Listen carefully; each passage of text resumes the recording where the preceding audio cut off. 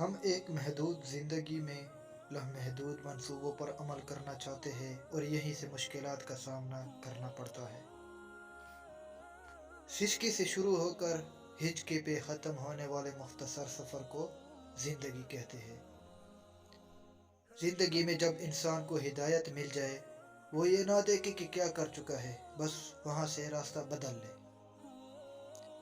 میری زندگی کا مقصد تیرے دین کی سرفرازی، میں اسی لیے مسلمان، میں اسی لیے نمازی۔ زندگی میں ملتا تو بہت کچھ ہے، بس ہم حساب اسی کا رکھتے ہیں جو نہ مل سکا۔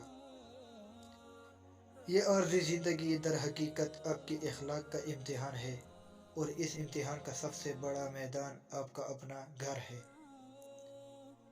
زندگی رہنا چاہو تو موت قیامت ہے، اور مرنا چاہو تو زندگی قیامت ہے۔ زندگی کے آدھے غم انسان دوسرے سے غلط توقعات کر کے خریدتا ہے۔